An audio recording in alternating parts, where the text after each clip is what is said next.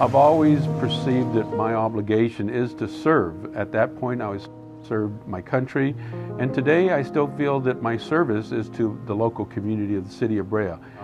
Out of high school, I enlisted in the United States Navy during the Vietnam conflict and served 4 years in the military. 3 years of those are 2 tours in Vietnam. I try to reach out to and find Hispanics of quality and appoint them onto committees if possible, or to mentor them. That is an obligation that I have with my ethnicity. But as far as a Latino agenda, I would like to think that our agenda is an American agenda that will reach across the board and, again, raise all ships. Well, I like this organization to be the go-to organization, that these newly electeds would say, ipso facto, I'm elected, this is the organization that I need to be part of, not that I choose to be part of, but need to be part of, that if I want to have a long career in this industry, i.e. political, then I need to be there. This should be the organization that you just become part of it the minute that you're elected. Integrity is what you'll do when nobody's watching you. If people don't trust you, your cohorts, other electeds, or your constituency, you have nothing at all. Sometimes you can legally do things that have a perception of being unethical.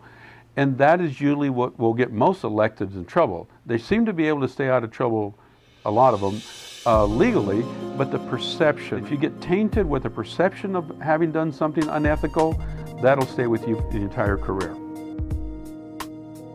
I believe those things have always happened. So it's not new to the Latino community. We're not more suspect than anybody. The only difference is we're high profile. These are the years that we're getting into office, and there's a lot of naysayers about the quality of Latinos that are there. So we have a tendency to be high profile.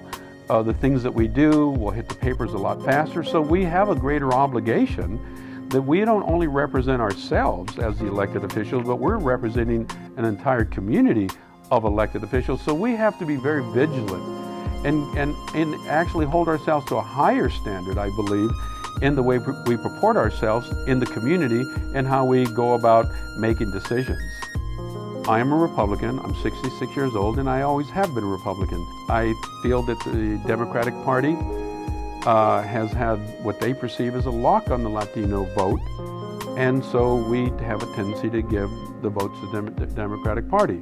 The Republican Party, my party, on the opposite end, feels that all the Latinos are going to be voting Democratic, so there's no reason to do anything for them. There's an old saying that you're either at the table or you're on the menu.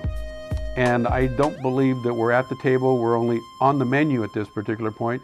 And so I think that we need to be a little bit more concerned as to political affiliation and make sure that the parties come after us for our vote and that they understand what our issues are and make us part at the table as opposed to being on the menu.